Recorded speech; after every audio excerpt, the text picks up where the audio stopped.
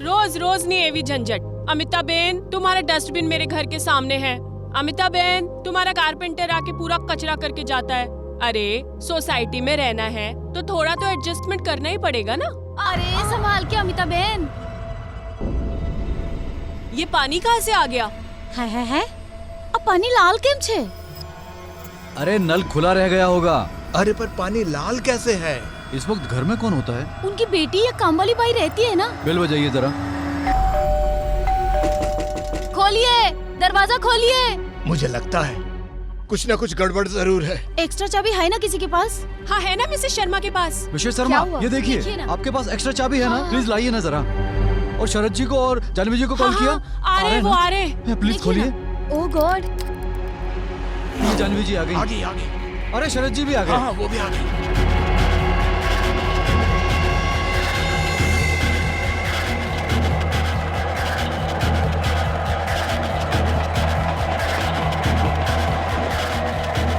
दिया।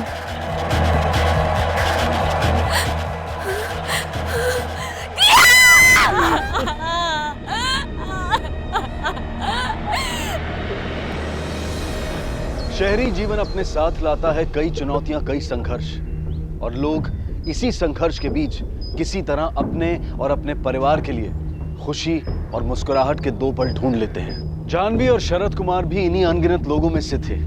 रोजमर्रा की भागदौड़ में ये पति पत्नी और इनकी 3 साल की बेटी दिया एक सामान्य मध्यम वर्गीय जीवन शैली में ढल चुके थे।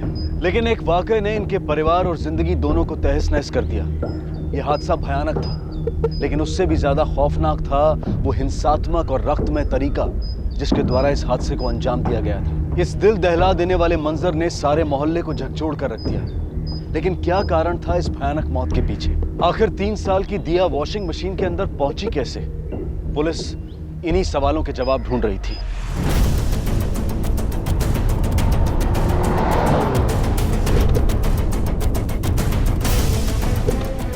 दिया क्यों नहीं उठ रही है? मुझसे बात क्यों नहीं कर रही है? दिया, प्रॉमिस मम्मा आपके बाद आपको कभी छोड़ के नहीं जाएगी। एक बार बात करो। मिस्टर कुमार, दिया बात करो ना। I am sorry. I know आपके ऊपर क्या बीत रही है, पर कुछ सवाल है जो। दिया मम्मा परेशान हो रहे, प्लीज एक बार बात करो। शायद देखो ना ये बात पे मम्मा आपके बाद आपको कभी छोड़ के नहीं जाएगी। शायद देखो ना क्यों नहीं बात कर रही है, मम्मा से क्यों नहीं बात कर रही है, शायद क्यों नहीं बात कर रही है। सर, कमरे से कुछ और फुटप्रिंट्स मिले हैं। ठीक से चेक करो, बाकी कमरों में भी देखो कुछ और मिलता है तो। ठीक है सर। पता लगाओ कुछ छोटे से। आखिरी बार आपने दिया को कब देखा था? शायद आज सुबह ऑफिस जाने से पहले। शरद तुम्हारा नाश्ता तैयार है। आया आया आया। यार फिर पराठे? तुम्हें कुछ और बनाना नहीं आता है क्या? हाँ, मुझे केचप दो। दही रखी है टेबल पर वहीं। अरे मुझे केचप के साथ खाना है यार। तुम्हारी तो हमेशा से किचकिच। दिया इधर आओ। फिर केचप लेके बैठ गई। इधर आओ मम्मा के साथ। चलो बेटा जल्दी आओ। अरे सॉरी दीदी, बस बहाने मत बनाना, तुम्हारे हमेशा के नखरे हैं। अब जल्दी आओ। टिफिन में टिश्यू और चम्मच डाल देना। और हाँ, दिया को ज्यादा दूध मत पिलाना, गर्मी बढ़ गई है। समझ गई? जी समझ गई ना? जी। एक तो ऑफिस के लिए लेट हो रहा है और सिर्फ हर काम।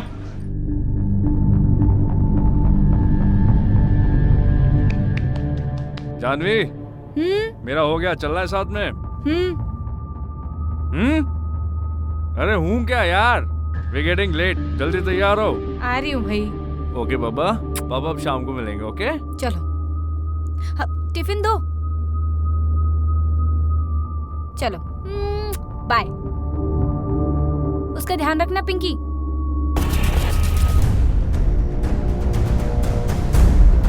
आपकी बाई नहीं दिखाई दे रही, कहाँ है वो?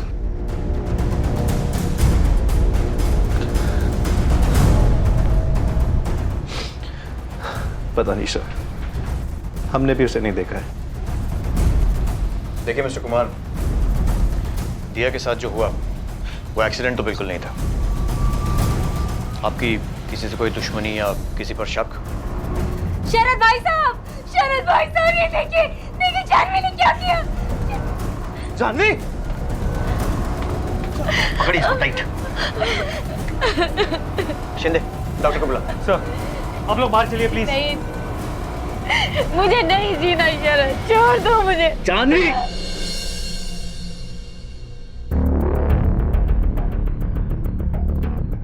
सर ये तो क्लियर रॉबरी का मामला है, पूरा घर बिखरा हुआ है।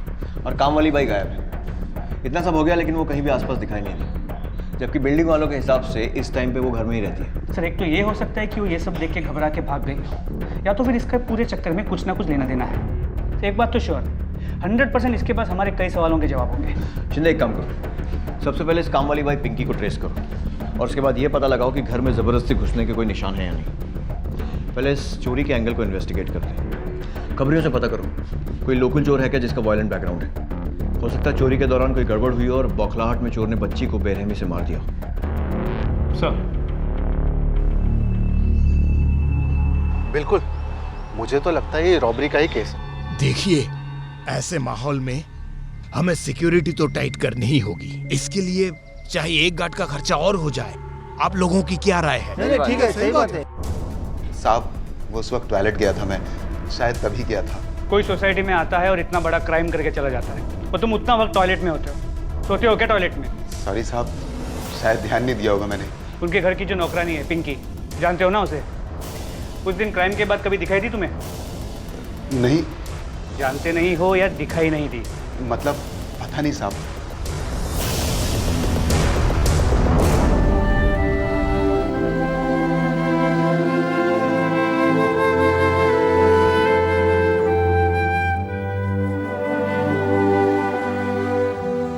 शरद जी, हम साथ हैं। कुछ भी बात हो बेझिझक फोन कर लीजिएगा।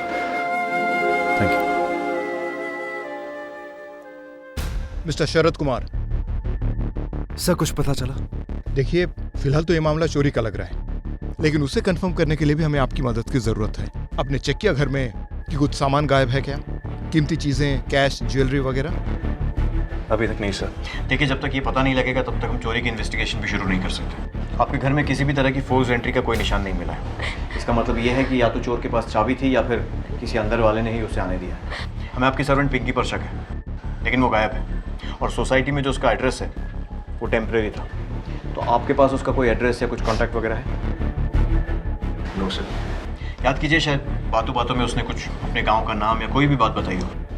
Sorry sir. देखिए, इस केस के सॉल्व होने के लिए पिंकी का मिलना बहुत ज़रूरी है। वॉचमैन। क्या कहा आपने?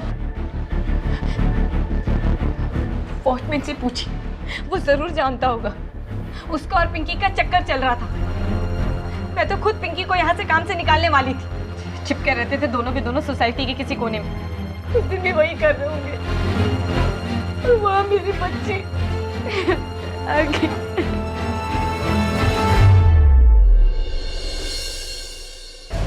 झूठ क्यों बोला? हाँ, क्या सोचा पुलिस को टोपी पहनाएगा? मुझे तो पहले से ही शक था कि तू झूठ बोल रहा है। बता, झूठ क्यों बोला? पहले पिंकी के साथ मिलकर चोरी की और उसके बाद दोनों ने मिलकर उस बच्ची को मार दिया, है ना? नहीं साहब, हम दोनों ने कुछ नहीं किया साहब। देख, बच्ची के मर्डर का मामला है तो हमें पूरी छूट मिली हुई है। जितनी बेरहमी से उस बच्ची को मारा गया है ना, उतनी ही बेरहमी से तुम दोनों से उगलवाऊंगा। तो अगर तूने किया है ना तो सीधे सीधे बता दे, वरना ये जो वॉचमैन की लाठी लेकर घूमता है ना, इससे डबल भारी पुलिस का डंडा है। देखना चाहता है कैसे पड़ता है? शिंदे। बताता हूँ सर। उस दिन हम दोनों, पिंकी और मैं, रोज की तरह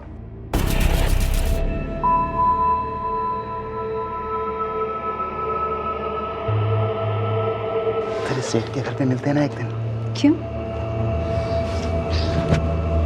कभी तो तेरे साथ हैं, मुलायम बिस्तर पर, नरम नरम गद्दे पर, हैं?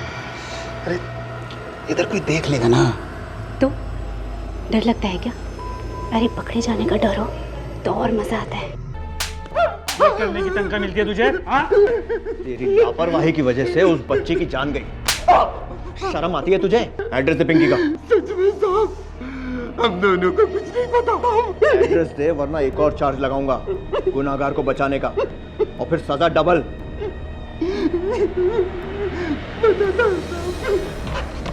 शिंदे, वॉचमैन के बताए हुए पते पर एक टीम भेजो पिंकी को ढूंढने के लिए। सर, और वो वॉचमैन?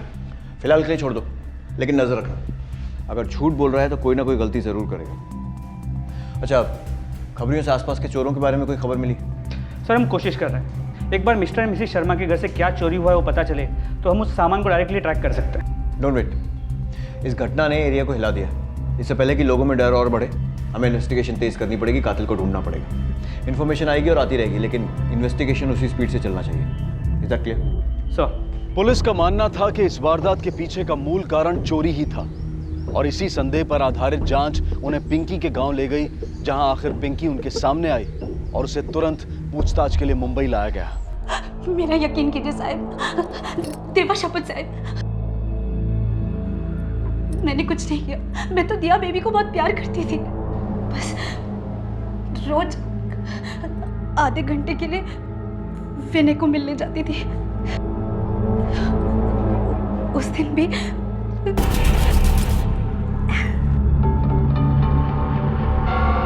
दिया,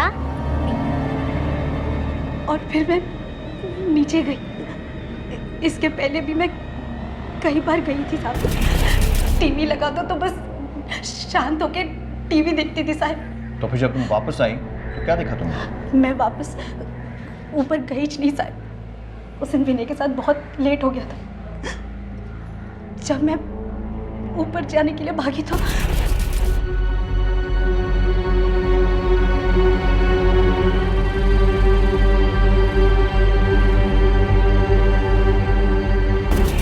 बस इतना ही पता है साहब। मेरा यकीन कीजिए, मैंने कुछ नहीं किया। लापरवाही तो की, और उसका केस भी दर्ज होगा तुम पर। नहीं साहब, मैंने कुछ नहीं किया। मुझे छोड़ दीजिए साहब, मेरी बात का विश्वास कीजिए, मैंने कुछ नहीं किया।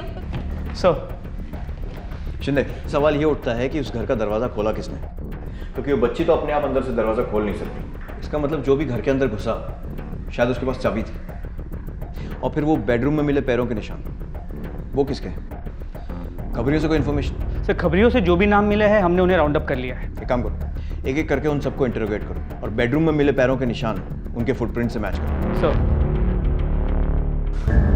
तुम लोग यहाँ पहले भी आ चुके हो, जानते हो ना अगर मेरी सनक गई तो क्या होता है? बताओ किसका काम है ये? साहब, ये सब छोड़ दिया साहब, सब सच बोल रहे हो साहब, नहीं पता साहब। तो अरे साहब, ये सब मुझे भी नहीं मालूम साहब। ये सब सुन के तो मैं भी डर गया साहब। और छोटे रिचार्ज, तेरा क्या है? साहब, मेरे को भी नहीं मालूम। नहीं मालूम? नहीं, किसी को नहीं मालूम। इनके फुटप्रिंट्स ले लो मैच करने के लिए। ठीक है साहब। फिलहाल पिंकी पर लापरवाही का केस फाइल किया है, लेकिन उन दोनों की बातों से लगे ही रहा है कि वो सच बोल रहे हैं। हमने कुछ और लोगों से भी पूछताछ की है जिनका चोरी का पुराना रिकॉर्ड रहा है, लेकिन उनका भी इस केस से कोई लेना देना नहीं है। हमें शक है कि शायद कोई अंदर का आदमी इन्वॉल्व है। अंदर का? आपके घर में कहीं पर भी जबरदस्ती घुसपैठ का कोई निशान नहीं है। अब या तो अंदर से दरवाजा खोला गया था, या फिर जो भी अंदर आया था उसके पास एक चाबी थी। मोहन?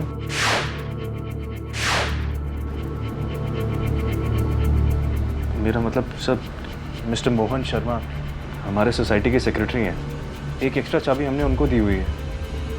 लेकिन मोहन और वृंदा? गुड, हम उनसे पूछताछ करेंगे।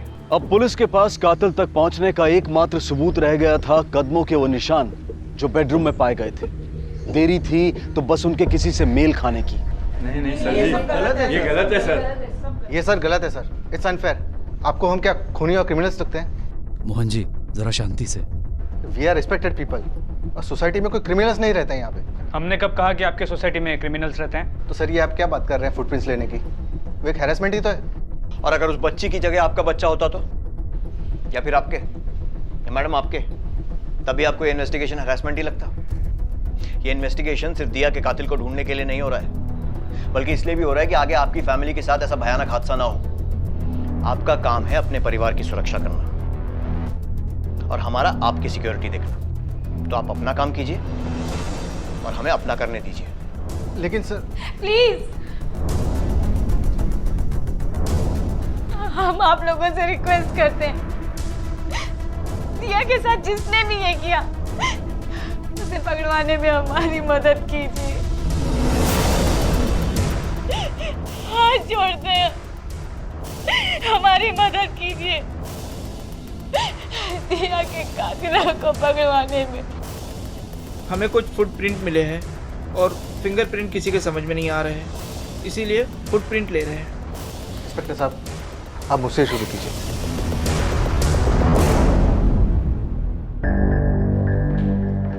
सर, कुमार्स के बेडरूम में मिली फुटप्रिंट एक लड़के के फुटप्रिंट से मैच होती है। सर, मैंने कुछ नहीं किया। कुछ नहीं किया है तो मिस्टर एंड मिसेस कुमार के घर में तुम्हारे फुटप्रिंट्स कैसे मिले?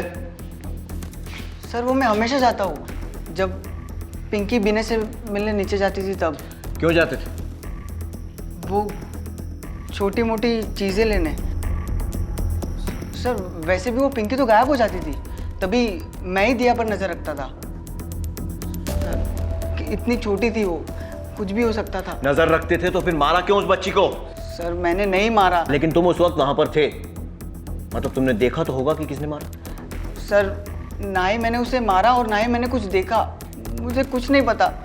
उस दिन मैं रोज़ की तरह 1:15 और 1:45 के बीच उसके घर जाता था। मैं बस जा ही रहा था कि मुझे कुछ आवाज़ें सुनाई दी, मुझे लगा अंदर कोई है, इसलिए मैं रुक गया।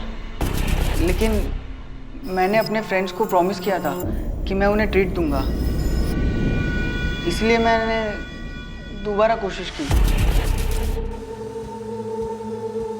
अंदर गया तो मशीन ऑन था, मुझे लगा कपड़े धोने रखे होंगे। अचानक मैंने देखा बाथरूम के बाहर पानी पड़ा था, पर पानी लाल था, तो मैं बहुत डर गया। मैंने एक बार कोशिश की कि खोल के देखूं, पर मुझसे हिम्मत नहीं हुई। मैं सीधा बेडरूम चला गया। मुझे पता था शरद अंकल सिगरेट्स कहाँ रखते हैं। सर, इसीलिए मैं भी मेरे फुटप्रिंट्स आपको मिले होंगे। Sir, I seriously don't know दिया को किसने मारा। और क्या देखा तुमने वहां पे? सर, और कुछ नहीं दिखा सर। सर, जितने भी लीड्स मिले थे सभी डेड एंड निकले। इस पिंकी और बिना की तो अपनी अलग ही कहानी है, जिसका शायद दिया के साथ कोई रिलेशन है ही नहीं। और वो फुटप्रिंट्स, वो भी किसी काम नहीं है। सब कुछ समझ में नहीं आ रहा। एक बात तो समझ में आ रही है शिंदे कि पिंकी घर में थी और फिर कुछ देर के लिए शिव, और शिव ने कहा कि वॉशिंग मशीन उसके आने से पहले ही ऑन था, और जब वो घर में था तब पानी ओवरफ्लो होना शुरू हुआ।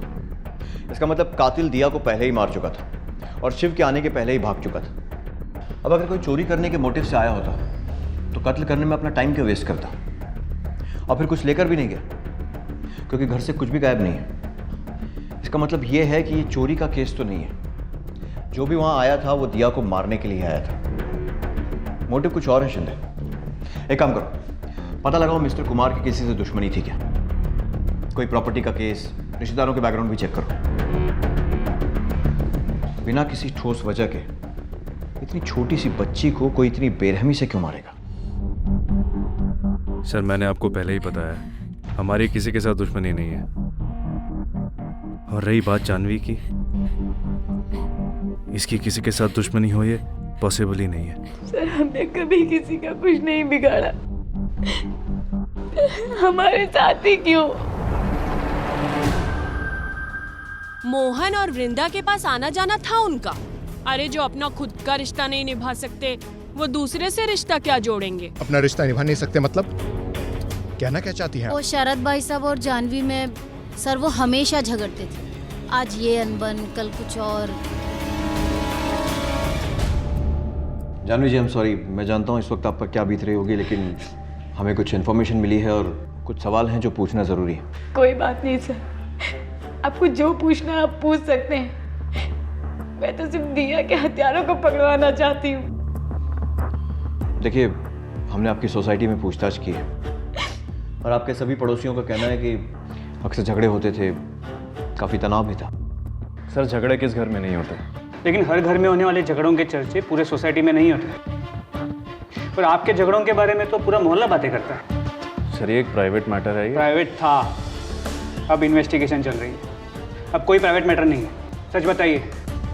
जी सर, सच।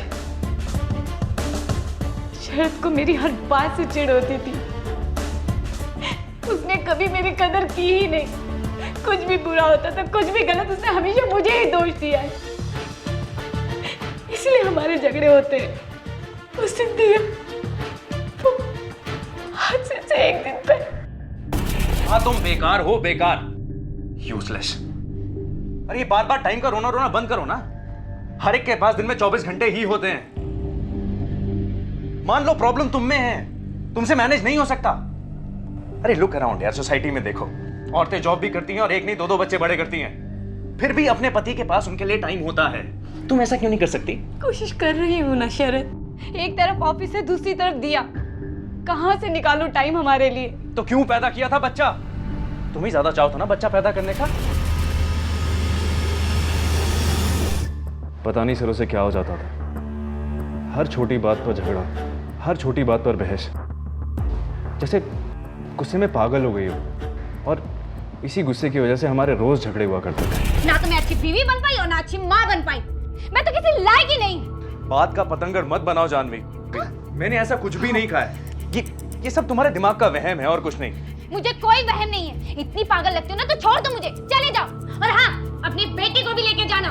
जीना हराम कर दिया मेरा। हटो यहाँ से।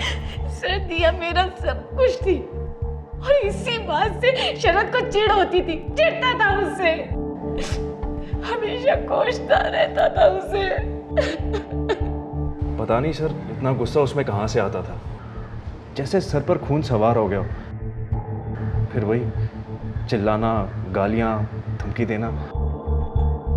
कितनी बार वो मुझे धमकी दे चुकी थी कि वो घर छोड़ के चली जाएगी, और कितनी बार उसने मुझे कहा है कि मैं दिया को लेकर घर छोड़ के चला जाऊं। क्या आपको लगता है कि दिया के लिए शरद की चिढ़ उसे दिया को नुकसान पहुंचाने पर मजबूर कर सकती है?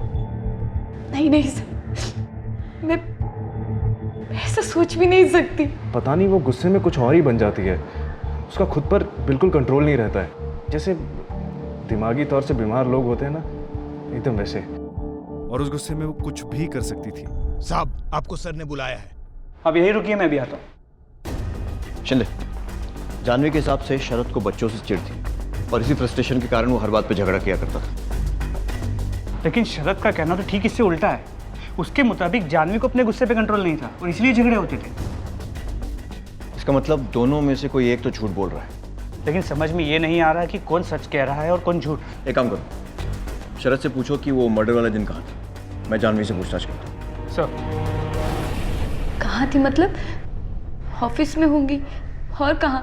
नहीं, मैं एग्जैक्ट टाइम के बारे में पूछ रहा हूँ। 1:30 से 1:45 के बीच में। 1:30 से 1:45?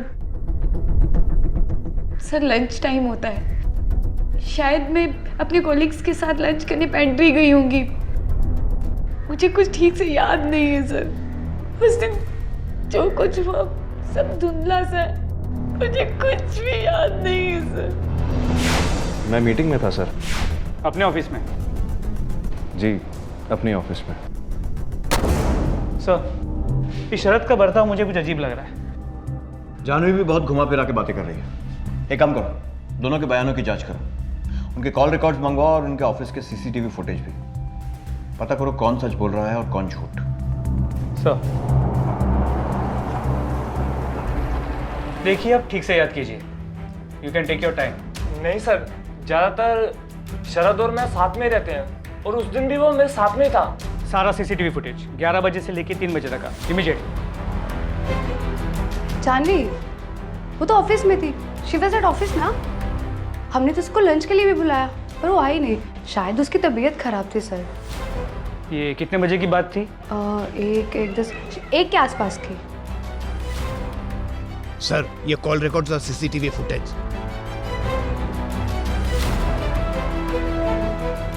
सर, शरद और जानवी के फोन कॉल रिकॉर्ड्स और ये उनके ऑफिस के सीसीटीवी फुटेजेस।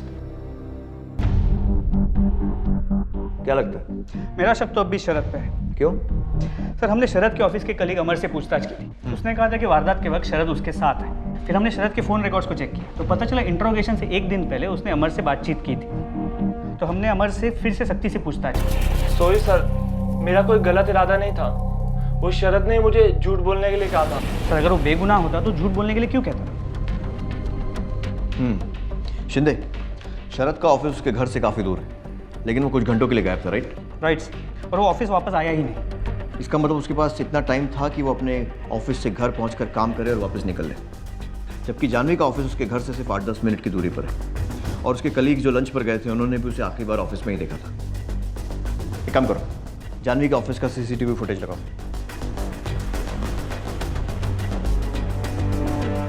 सर रुको, ये देखो, ऑफिस से निकली 1:15 बजे और कॉल रिकॉर्ड्स के हिसाब से जिस फोन पर वो झगड़ रही थी शरद का है। तो फिर वो कहाँ गई? सर यहाँ तो दोनों पति पत्नी झूठ बोल रहे हैं। शिंदे, मुझे लगता है थोड़ी सख्ती से पूछताछ करने की जरूरत है। एक काम करो, बुलाओ दोनों को फिर से। सर ये सब क्या है? इस तरह मुझे लॉकअप। सवाल मैं पूछूंगा, तुम सिर्फ जवाब दोगे, समझे? झूठ क्यों बोला और अमर से भी झूठ बुलवाया? क्या छुपाना चाहते थे? यही कि दिया का मर्डर तुमने किया है? सर मैं अपनी बच्ची को क्यों मारूंगा? मैंने कोई झूठ नहीं बोला। एक बार झूठ बोल चुके हो, दोबारा वो गलती मत करना, समझे? हमारे पास तुम्हारे ऑफिस का CCTV फुटेज है। तुम किसी मीटिंग में नहीं थे। सर एक झूठ बोला मैंने, मेरी कोई मीटिंग नहीं थी, मैं फिल्म देखने गया था। फिल्म? सर रोज वही ऑफिस, वही घर, जानवी से झगड़े, मैं तंग आ गया था सर। मुझे बस अपने लिए थोड़ा वक्त चाहिए था। लेकिन झूठ क्यों बोला? तो और क्या बोलता सर? वहां मेरी बच्ची मर रही थी और मैं फिल्म देख रहा था। साबित कर सकते हो कि फिल्म देख रहे थे? फिल्म का नाम बता सकता हूँ, थिएटर का नाम बता सकता हूँ, इसके अलावा मेरे पास और कोई सबूत नहीं है। लेकिन हमारे पास है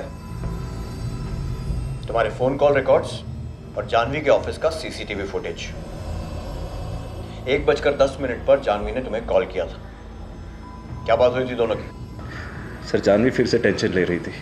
मुझे लगा हर बार की तरह वो छोटी सी बात का पतंगड़ बना रही होगी, लेकिन काश इस बार मैंने उसकी बात मान ली होती। कौन सी बात? शरद 12 से 13 बार कॉल ट्राई कर चुकी हूँ, वो पिंकी फोन ही नहीं उठा रही है। मुझे बहुत टेंशन हो रही है। दिया ठीक तो होगी ना?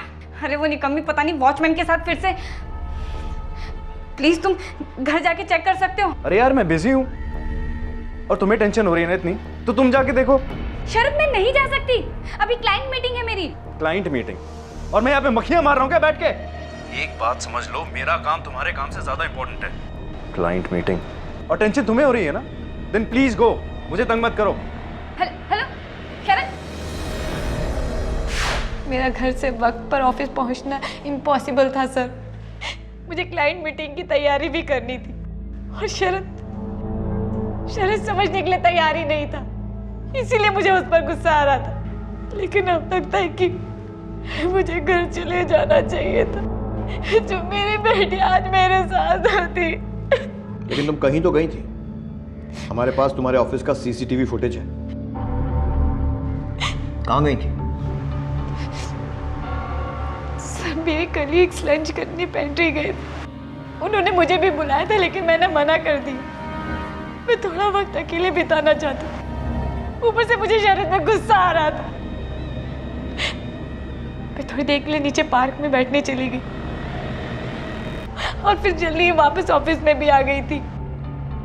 इतने में मुझे फोन आया दिया के बारे में इन्फॉर्म करने के लिए। अरे मुझे घर चले जाना चाहिए था। मैंने अपनी बेटी खो दी, मैंने दिया को खो दिया। पुलिस को अब यकीन हो गया था कि दिया का कातिल उसी के माँ बाप में से कोई एक है, लेकिन कौन, ये एक उलझा हुआ रहस्य बनता जा रहा था। शरद का झूठ पकड़ा गया था और इसीलिए शक का शिकंजा उसे ज्यादा तेजी से घेर रहा था। लेकिन एक अहम कड़ी की पुलिस को अब भी तलाश थी, और वो थी इस कत्ल का मोटिव, कत्ल की वजह। आखिर वो क्या वजह हो सकती थी कि जो एक माँ या पिता को अपनी ही संतान की इतनी बेरहमी से जान लेने पर मजबूर कर दे।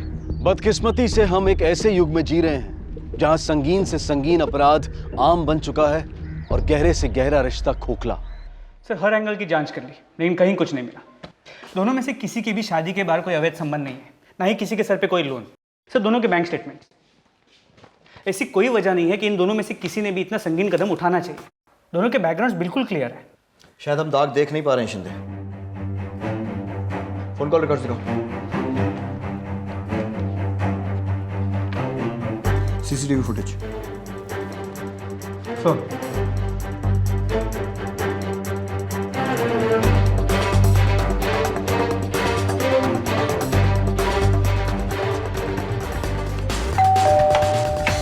कौन है शरद? इंस्पेक्टर झा।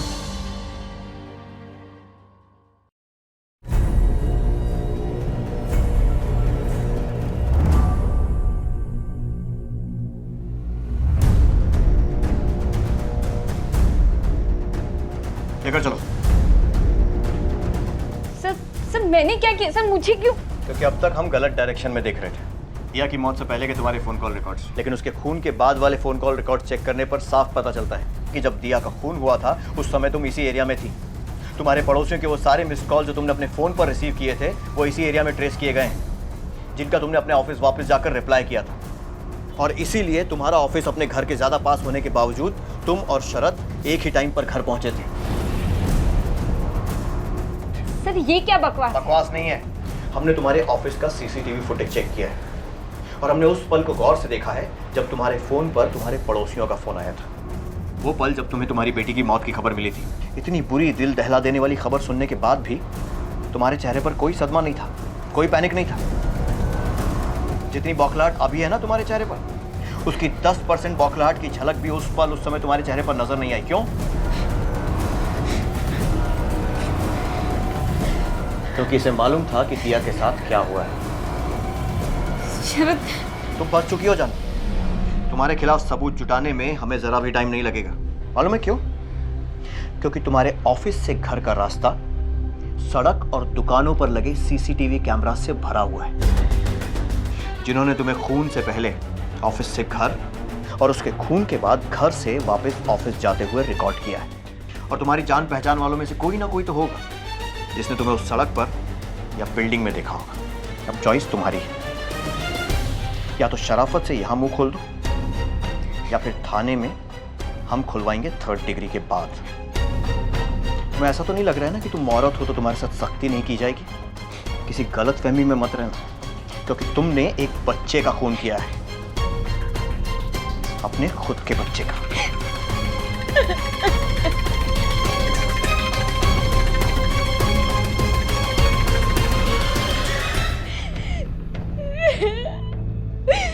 सर मैं उसे नहीं मारना चाहती थी, मैं उसे नहीं मारना चाहती थी।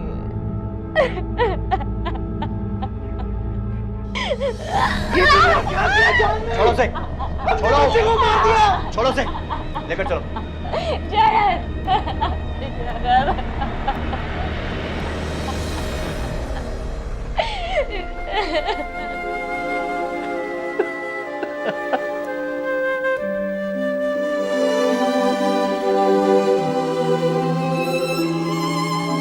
दिया,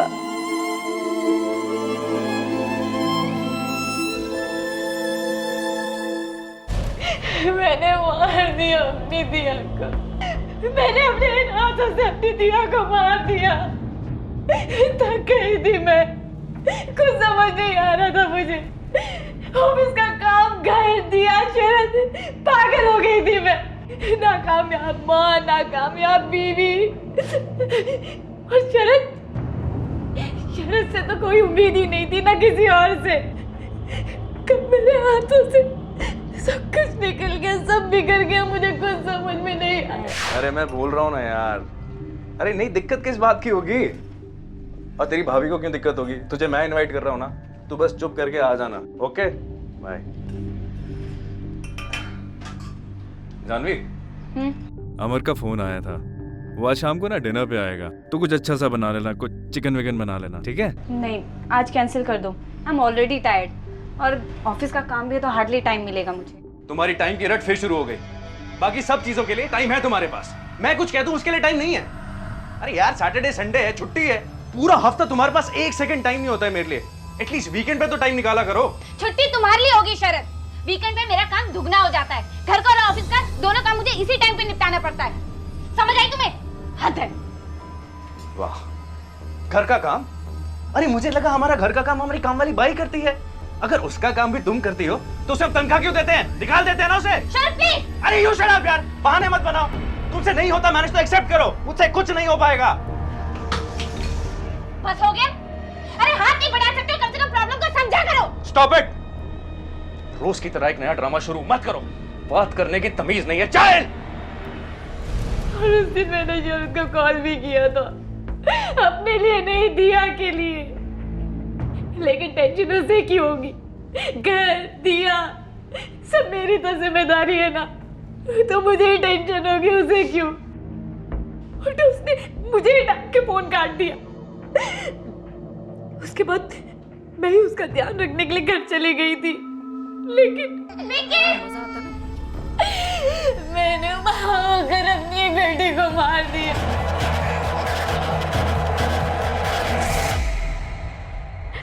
सोना सपना हो गया, वो घर, वो शोर, वो बेबसी सब खत्म करना चाहती थी। मैं खुद को भी खत्म कर देना चाहती थी। फिर अचानक एहसास हुआ कि सारा शोर ही खत्म हो गया। अपनी सांसों को महसूस कर पा रही थी मैं। फिर समझ में आया कि दिया, मैं मशीन ने दिया को बचाने के लिए भागी, लेकिन अचानक दरवाजा खोलने की आवाज आई। मुझे लगा पिंकी होगी, वो दिया को बचा लेगी। मैं डर गई थी, इसलिए मौका देख के मैं वहां से भाग गई। या तो मेरे लिए सब कुछ थी, फिर मैंने ही अपनी बेटी को, सब शरद की गलती है, उसने मुझे पागलपन के साथ तक धकेल दिया। मैंने अपनी बेटी को मार दिया।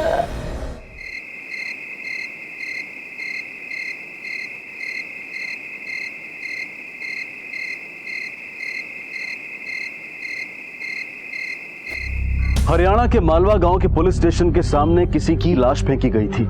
पुलिस के लिए पता लगा पाना मुश्किल था कि ये लाश किसकी है और इसे क्यों मारा गया है, लेकिन एक बात तो पक्की थी, ये हत्या जिस किसी ने भी की हो, लाश को इस तरह से पुलिस स्टेशन के सामने फेंकना उसकी सोची समझी साजिश थी। तो क्या हत्यारा पुलिस को कोई चुनौती देना चाहता था? कौन था ये शख्स जिसकी हत्या हुई थी? आखिर इसे किसने और क्यों मारा था? आइए देखते हैं हरियाणा की एक दिल दहला देने वाली कहानी। सर, हाँ, यहाँ ये क्या हुआ? ये देखिए सर, लाश को घसीटने के निशान। ऐसा लगता है कि विक्टिम को यहाँ लाकर नहीं मारा गया है। और सर, इसकी बॉडी से भी हमें कुछ नहीं मिला है जिससे हम इसकी पहचान कर सकें। अरे आप लोगों में से कोई पहचानता है इसे? नहीं साहब, नहीं। बॉडी को पोस्टमार्टम के लिए भेजो, आसपास के थानों से कोऑर्डिनेट करो। कहीं ना कहीं कोई ना कोई ऐसी मिसिंग कंप्लेंट जरूर होगी जिसकी डिस्क्रिप्शन इसकी लाश से मैच खाता हो। तब तक इस इलाके के अच्छी तरह से छानबीन करते हैं, कुछ ना कुछ हाथ जरूर लगेगा। जी सर।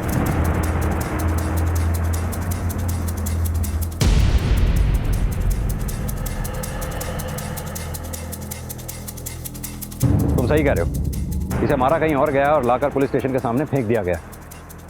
और यह काम किसी अकेले आदमी का मुझे लगता नहीं, और अगर यह काम किसी अकेले आदमी का है तो उसे लाश को खेत और जंगल के रास्ते घसीट के लाने में बहुत मुश्किल हुई होगी।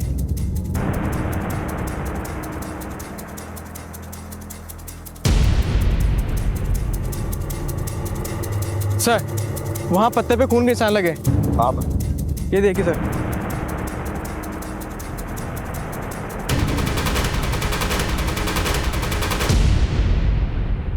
ये ब्लड के सैंपल्स इकट्ठा करो। Okay sir. सर, खून के धब्बे देख के तो ऐसा लग रहा है कि लाश को इसी तरफ से लाया गया हो। मलिक, ये जंगल और खेत खलियान का इलाका तो यहाँ आकर खत्म हो गया। यहाँ से अपने पुलिस स्टेशन तक की दूरी करीब 1.5 से 2 किलोमीटर की होगी।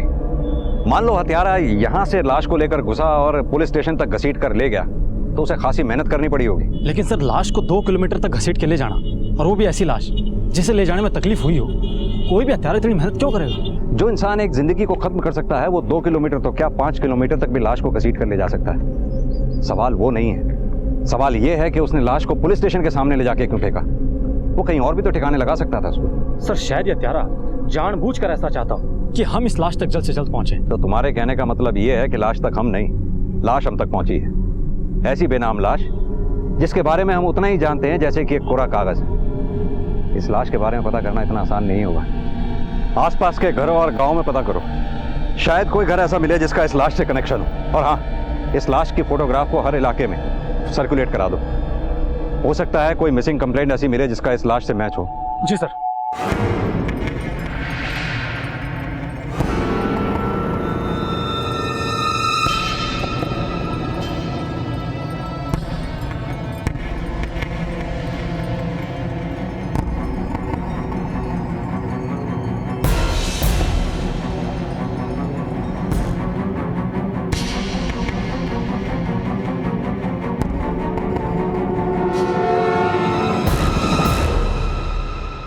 हाँ भाई, यहाँ आसपास से 30-32 साल का लड़का लापता है क्या? पतला सा, कुछ मालूम है उसके बारे में?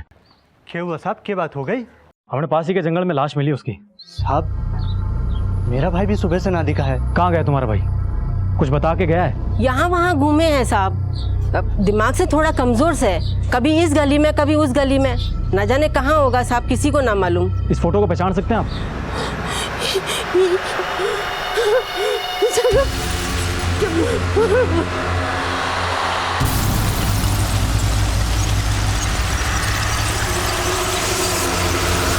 पुलिस की जी तोड़ कोशिशों के बाद आखिरकार उस शव की शिनाख्त हो गई, लेकिन सवाल यह था कि इस शख्स की हत्या किसने की और क्यों। मृतक के परिवार को इस बात पर यकीन नहीं हो रहा था कि उन्होंने अपने परिवार के एक अहम सदस्य को खो दिया था। शव की शिनाख्त के बाद पुलिस ये जानने में जुट गई कि आखिर ये मामला क्या था और आखिरकार किसने इस मानसिक रूप से विकलांग जगत को इतनी बेरहमी से मारा था। पता नहीं साहब, किसने मारा और क्यों मारा मेरे जगत को। अरे मेरा बेटा किसी का बुरा कर ही नहीं सकता था, इतनी समझ ही कहाँ थी उसमें। मतलब? अरे साहब, देखने में बड़ा जरूर था, उसका दिमाग भी कमजोर था, बिल्कुल 10-12 साल के बच्चे की तरह बर्ताव था उसका। लगी ले, मेरी बारी है, मैं खेलूंगा। ले। अरे ऐसे नहीं खिलाते किसी कम। क्यों नहीं खिलाते? मैं खेलूंगा, समझ गया के? अरे ला, मेरी बारी है, ला। ओए, मेरी बारी है। यहाँ पे सिर्फ हम लोग खेलते हैं, हम किसी को ऐसे नहीं खिलाते। जाओ जाओ अपने दोस्तों के साथ खेलो। जाओ जाओ जाओ जाओ जाओ जाओ खेलो अपने दोस्तों के साथ। कौन खिलाओ? तो देख फिर, कोई कौन खेल रहा है? कोई कौन खेल रहा? कोई कौन खेल खिलाओ? मतलब कि मानसिक रूप से वो बच्चे जैसा बर्ताव करता था। साफ ये कहना तो मुश्किल से, क्योंकि एक तो उसकी बचकानी हरकतें थी, दूसरी तरफ जब वो किसी लड़की से मिलता था तो उसका मिलने का अंदाज बहुत अलग होता था। क्या वो छोटे, तुम्हारी मोनू से लड़ाई कैसे हो गई? पहले उसने मेरे को मारा, तो उसने तुम्हें मारा तो तुम भी उसे मारोगे? क्या हुआ? कैसे गिरे तुम? चलो। ए मैं जगत खेलेगी मेरे के लिए, खेलेगी मेरे साथ, खेलेगी। अगर जिंदा होता तो मेरे हाथों से मरता, वो तो गांव वालों ने बचा लिया उसको। कहीं तूने तो अपनी अधूरी इच्छा पूरी नहीं कर ली? अगर इच्छा पूरी की होती तो पुलिस स्टेशन के बाहर नहीं, अंदर आके खुद बताता आपको। और जिसने भी ऐसा किया ना, बहुत अच्छा किया, भगवान उसका भला करे।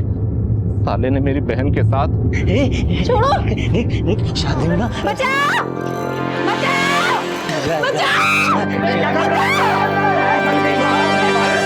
भैया, वो जगत सुमन को छेड़ा।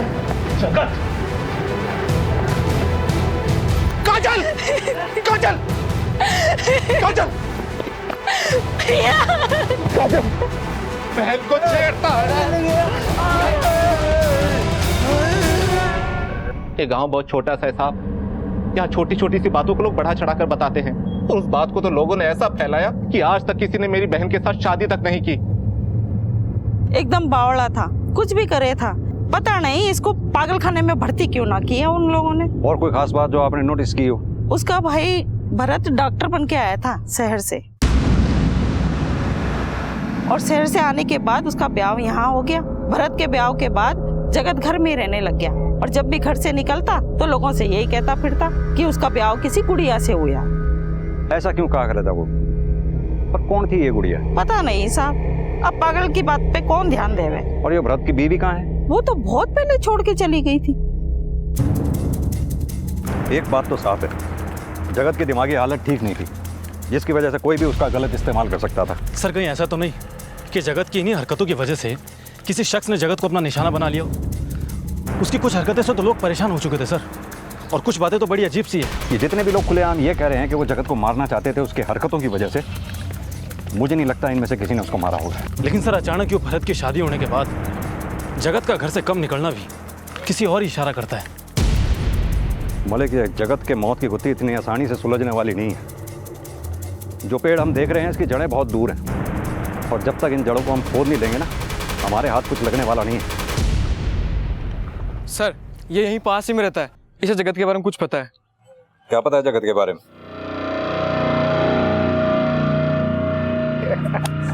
ओए जगत, ओए जगत, ओए जगत, ओए इधर आ। और भाई कहाँ जा रहा है? अच्छा सुन, हमने एक नया बहुत अच्छा खेल निकाला है, खेलेगा तू? नया खेल? हाँ। क्या है? शादी शादी, खेल का नाम है शादी शादी। शादी शादी? उसमें क्या हुआ है? इधर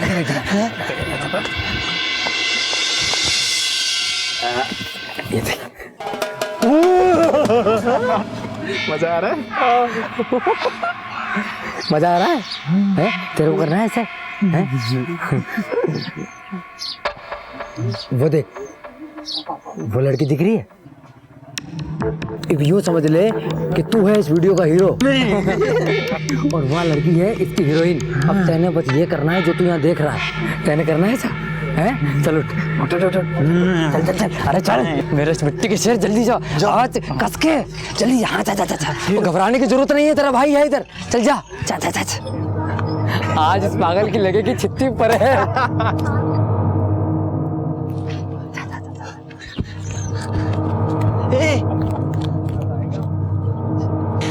शादी शादी खेल लेगी मेरा गिल्ली? ये क्या बकवास है? अरे शादी कर ले बेटा, कोई है? मजा आएगा।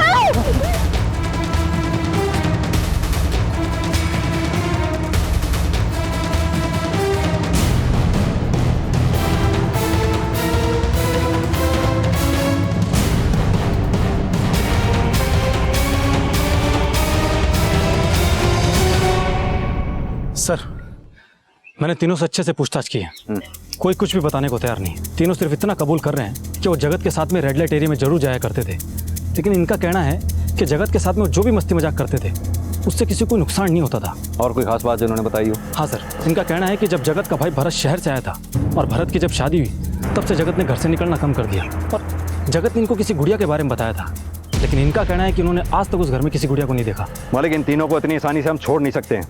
तुम एक काम करो, इनके फ़ोन रिकॉर्ड्स और सारी चीज़ों को क्रॉस चेक करो, क्योंकि जितनी शराफत ये दिखा रहे हैं ना, उतने शरीफ ये हैं नहीं।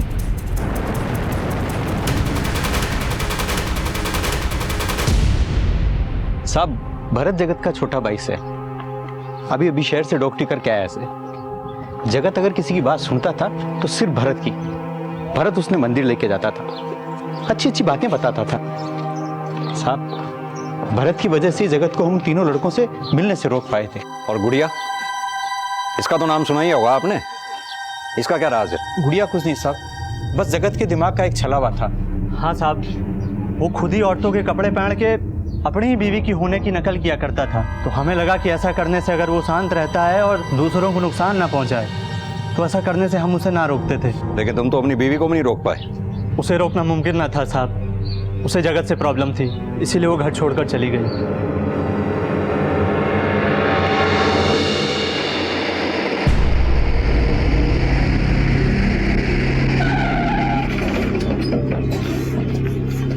साहब, मन्नेवा कुछ भी अच्छा ना लग रहा था। पहले दिन से ही उनके परिवार वालों पे शक सा होने लगा था, और उन लोगों ने तो शादी के बाद तक मन्ने ये ना बताया था कि उनके एक बड़ा लड़का भी है जो कि पागल से, वरना 20 लाख दहेज में देकर कौन उस घर में शादी करता।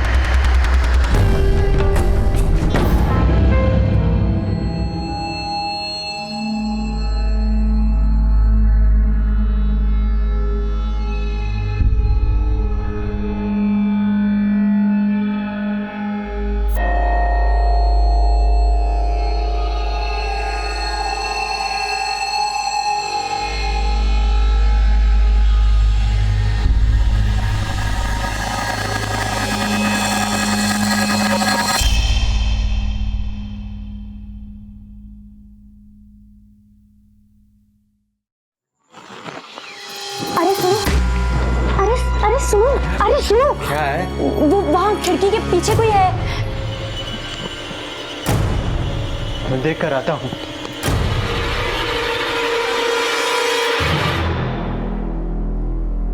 अरे डरने की कोई बात ना है, जगत भैया थे, पता नहीं कैसे आज बाहर निकल आए। कभी कभी उनको दौरे पड़ते हैं। बाहर निकल आए मतलब?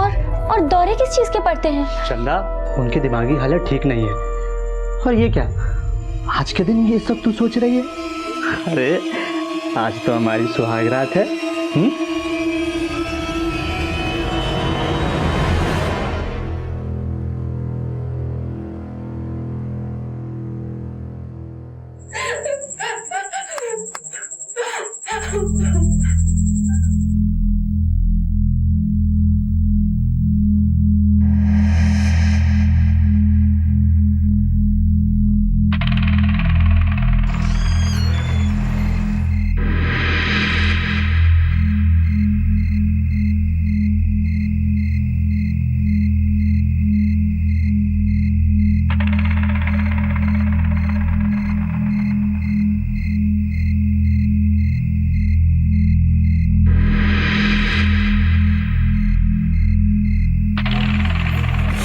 अरे चंदा, तू यहाँ इतनी रात को क्या करे से?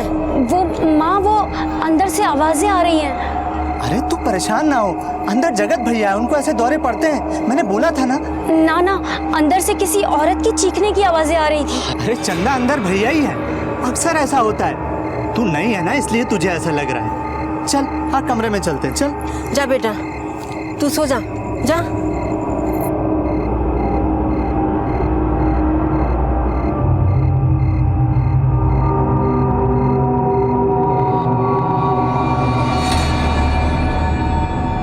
उसे यहाँ लाकर गलती तो ना कर दी हमने।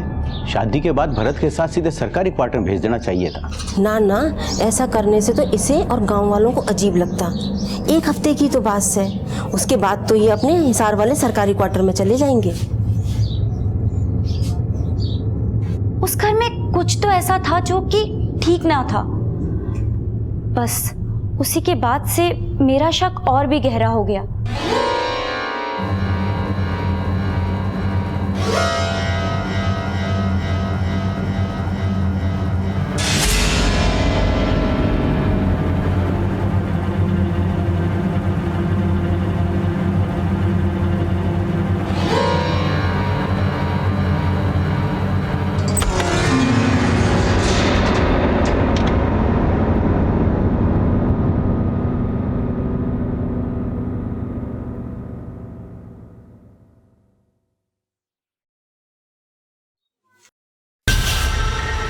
गुड़िया, मदद?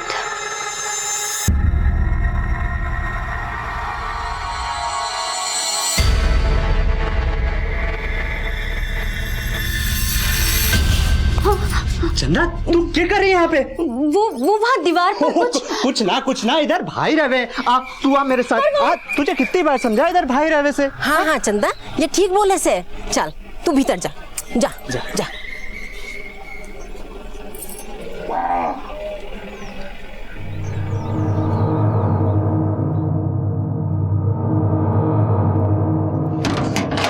साहब, जब मैं वहां गई तो मैंने साफ साफ दीवार पर देखा था, वहां किसी ने नाखून से लिखा था गुड़िया मदद। लेकिन साहब, जब मैं वहां दोबारा गई तब वहां ऐसा कुछ भी ना था। और ये बात मैंने अपने पति को भी बताई थी। मैं कसम से बोलूं हूँ, मैंने वहां दीवार पर गुड़िया मदद लिखा देखा है। चंदा, के गुड़िया लगा रखा है तने? अरे आप हमारी बात पर विश्वास क्यों ना करो हो? ठीक है, चल अंदर जाकर देख कर आते हैं, उसके बाद ही तन्ने मन के वहम दूर होगा। चल। हाँ चलो। बता, कहाँ लिखा है?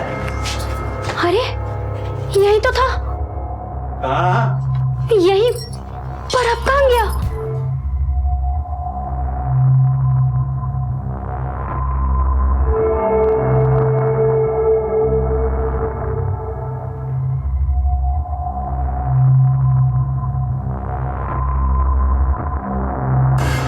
भाई है, ऐसे ही उल्टी सीधी हरकतें करता रहता है। गुड़िया।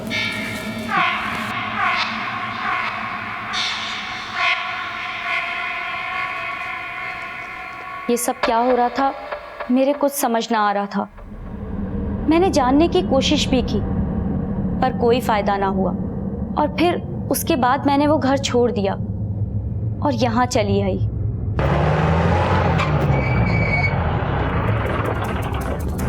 मलिक, ये केस थोड़ा उलझाने वाला है। क्या सच में वहां सिर्फ जगत ही था या फिर उसके साथ कोई और भी था?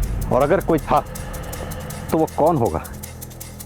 इस केस में जितने मुंह उतनी बातें हो रही हैं, पर इन बातों में सच कहाँ छुपा है? सर, हमने जगत के घर के आसपास पता किया, उनमें से किसी ने जगत के यहाँ कभी कोई औरत नहीं देखी और ना ही जगत को कभी औरत के कपड़ों में देखा। सर, क्यों ना एक बार भरत से पूछताछ की जाए? आखिर उसके आने के बाद से तो जगत के बर्ताव में बदलाव आया था। नहीं मलिक, ये सही मौका नहीं है भरत से पूछताछ करने का। एक काम करो, उस पर नजर रखो, उसके घर के सारे फोन टैप करो। जी सर।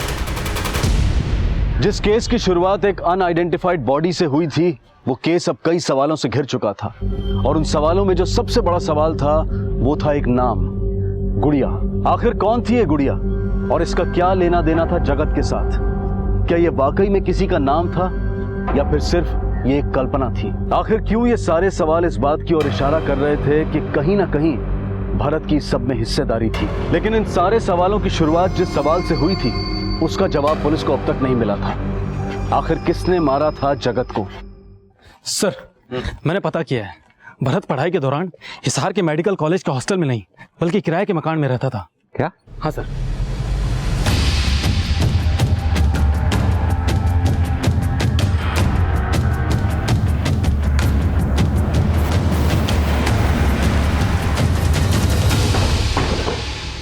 हाँ सर, ये मेरा ही घर है और भरत यहाँ किराए पे रहता था। और आप? सर, पास ही में मेरा एक और घर है, मैं वहाँ रहता हूँ। वैसे उसके साथ उसकी बीवी भी रहती थी। पक्का वो उसकी बीवी ही थी? हाँ सर, संध्या नाम था उसका, लेकिन वो आपस में हमेशा लड़ते रहते थे। और कुछ जो आप उनके बारे में जानते हो? हाँ सर, एक दिन संध्या को मैंने सड़क पर किसी आदमी से लड़ते हुए देखा था। वहाँ पूरे गांव के सामने मेरी इज्जत की वाट लगाकर तू यहाँ ऐश कर रही है। भूला नहीं हूँ मैं अभी तक किस तरह से तू अपने मजनू के साथ वहाँ से भागी थी। छोड़ो मुझे। अरे ऐसा बदला लूंगा कि किसी को मुंह दिखाने के लायक नहीं रहेगी। और उस दिन उन दोनों के बीच में झगड़ा भी हुआ था। भरत, पैसे चाहिए घर के लिए। अभी मैंने 10 दिन पहले तुझे दिए थे पैसे, 7,000 रुपए दिए थे ना मैंने। 7,000 में क्या होता है भरत? क्यों नहीं होता है? पहले तो होता था। भरत, नहीं होता है। क्यों नहीं होता है? 1 महीने में खत्म हो चुके पैसे। वो कितने पैसे चाहिए तुझे? चिल्ला मत। कौन था वो आदमी जिसके साथ उसका झगड़ा हुआ था? ये तो मालूम नहीं और ना ही कभी मैंने पूछा। अच्छा, आप हमारे स्केच आर्टिस्ट को उस लड़की का हुलिया बता सकते हैं? हाँ सर, जरूर। हाँ साहब, जो सच है कि मेरी पहले भी एक शादी हो चुकी थी। पहली शादी की बात मैंने इसलिए छुपाई क्योंकि उससे दहेज कम हो जाता साहब, इतनी बड़ी रकम दोबारा ना मिलती, बस इसीलिए मैंने शादी के लिए हाँ कर दी। तो फिर वापस क्यों गई वो? पता नहीं साहब, उसे तो मुझसे जुड़ी हर एक चीज़ से नफरत होने लगी थी। मैं उसकी हर एक बात नज़रअंदाज कर देता था साहब, लेकिन फिर भी वो एक दिन चली गई। भरत, मेरे साथ रह नहीं सकता। अरे मेरी बात तू मुझे कहीं लेके नहीं जाता। कहाँ जा रहा? के नहीं देता। तू जा कहाँ? कपड़े नहीं ला के देता मुझे। तू छोड़ मुझे। सुन मेरी। तू मेरे साथ रहने लायक ही नहीं है। और ये कौन है? संध्या इसे कैसे जानती थी? इस आदमी को तो मैं पहली बार देख रहा हूँ, मुझे संध्या ने कभी नहीं बताया इसके बारे में।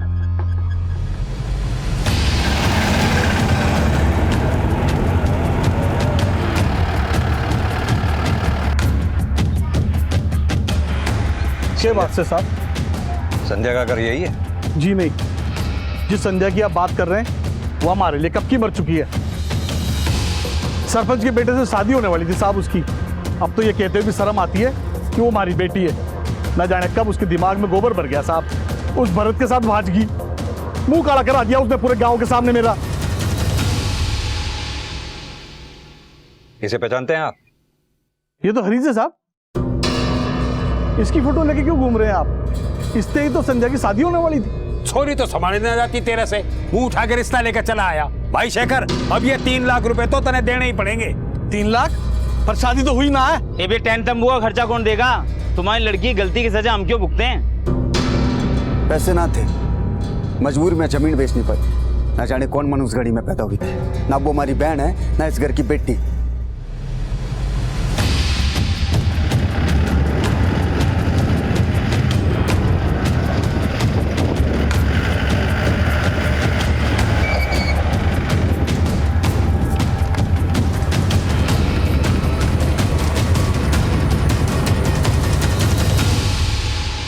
संध्या को कैसे जानते हो?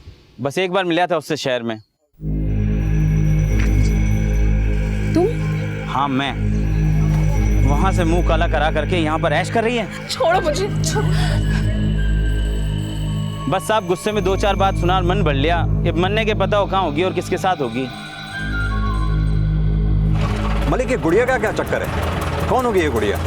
सर कहीं है गुड़िया? कोई मनगढ़ंत तो नहीं है? जगत को किसी ने क्यों मारा होगा? कौन सा ऐसा शख्स होगा जिसने जगत को मारा होगा? मलिक, एक काम करो, इन सब के रिकॉर्ड्स दोबारा खंगालो, जरूर कुछ ना कुछ हाथ लगेगा। आप लोग चलिए, हो जाएगा काम। ठीक है, thank you sir. In phone record से कुछ हाथ लगा है। क्या?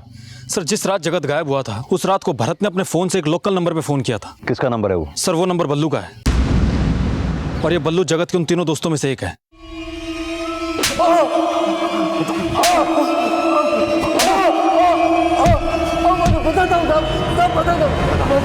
बता किसने मारा जगत को? मैंने मारा साहब। तो फिर किसने मारा? तू तो डॉक्टरी करके घर आ, 20 लाख में बात तय हो गई है। 20? हाँ, शादी कर और उन पैसों पे ऐश कर। बावड़ा हो गया क्या तू?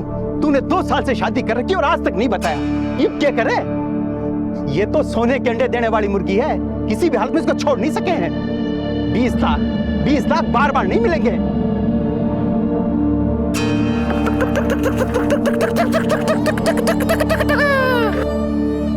एक काम कर, लेके आ उसे, देखते हैं क्या करना है।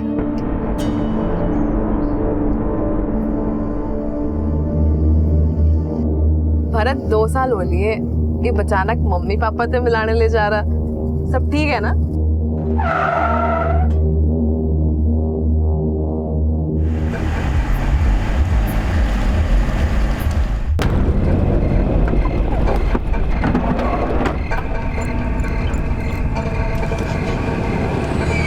क्या जगत, तूने अपनी गुड़िया हमें नहीं दिखाई?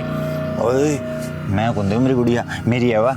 हम तो तेरे दोस्त हैं यार, और वैसे भी खेल खेलने का मजा तो दोस्तों के साथ ही आता है। हाँ? अकेले अकेले खेलने में कोई मजा थोड़ी आता है। और वैसे भी तेरे को ये खेल हमने सिखाया साड़े, और तू हमारा कोई मना कर रहा है? ये देख जगत, हम तेरे लिए क्या लाए हैं। एक मेरी तरफ से भी और ये नहीं। पर एक बात है बुल्लू, जितनी बार भी मेरी गुड़िया के लिए खेल लगा ना, उतनी चॉकलेट देनी पड़ेगी। मंजूर है? अरे एक नहीं, 3 चॉकलेट लेके आऊंगा, और एक ये, एक मेरी तरफ से ये, और ठीक है। अब ना सरताज ऐसा करते हैं कि पहले ना गुड़िया के साथ मैं खेल लेता हूँ। ठीक है? तो चॉकलेट का ठीक है। हाँ खेल।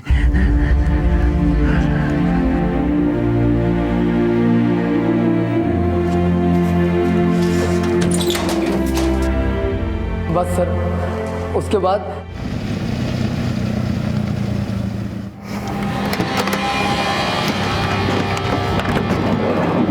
तो फिर संध्या कहाँ है?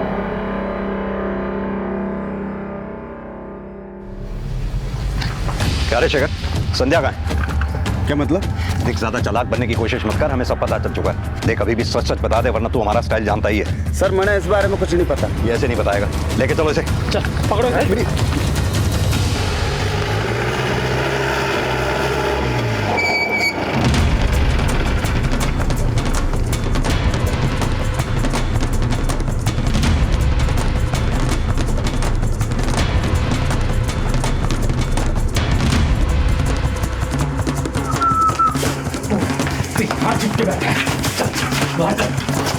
मैंने कुछ नहीं किया साहब, मैंने कुछ नहीं किया साहब। बता साहब, बता बता कहाँ है संध्या? बता। बताओ साहब, बताओ साहब, बता साहब। वो बैठे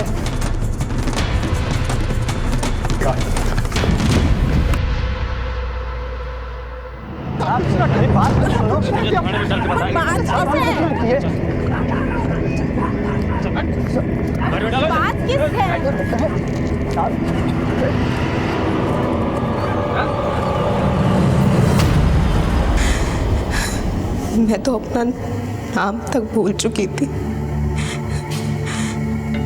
जिस दरिंदगी से मैं गुजर रही थी, मुझे तो यकीन भी नहीं था कि मैं इन सब से बाहर भी निकल पाऊंगी।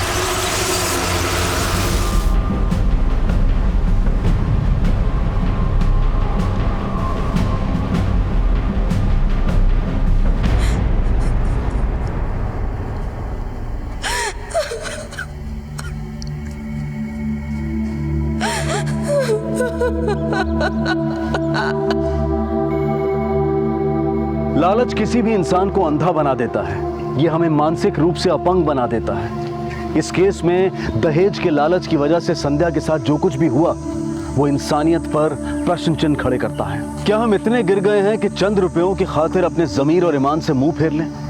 लेकिन गलती सिर्फ उनकी नहीं है जो इस विकृत सोच के साथ जीते हैं, गलती हमारी भी है जो हम इन्हें बढ़ावा देते हैं। क्या हम ये मामूली सी बात नहीं समझ सकते कि जिस रिश्ते की बुनियाद एक फायदे के लिए रखी जा रही है उस रिश्ते का भविष्य कैसा होगा? बेशक हमारे देश की कई बेटियों ने न सिर्फ देश में बल्कि विदेशों में भी अपनी पहचान बना ली है, लेकिन हम फिर भी इस बात को नकार नहीं सकते हैं कि भारत के कई प्रदेशों में औरत की पहचान सिर्फ मर्द के इस्तेमाल और उनके मनोरंजन की चीज बनकर रह गई है। जरूरत है कि हम अपने बेटों को औरतों की इज्जत करना सिखाएं और उन्हें इस बात की शिक्षा दें कि लड़के और लड़कियां बराबर हैं और उनमें फर्क मात्र बायोलॉजिकल है। अगर राम सरन ने खुद औरतों की इज्जत करना सीखा होता और यही सीख अपने बेटों को दी होती तो जो संध्या के साथ हुआ वो कभी ना होता और ना ही जगत की जान जाती और साथ ही चंदा की जिंदगी भी खराब होने से बच जाती। अब मैं अनूप सोनी आपसे विदा लेता हूँ। फिर मुलाकात होगी अगले एपिसोड में और खुलासा करेंगे एक और जुर्म का। तब तक अपना और अपने परिवार का ख्याल रखें और देखते रहें क्राइम पेट्रोल डायल 100। सबक एक को सीख हम सबको। जय हिंद। क्राइम पेट्रोल्स के और भी दिलचस्प कहानी देखने के लिए हमारे चैनल को सब्सक्राइब करें और बेल आइकॉन दबाना न भूलें।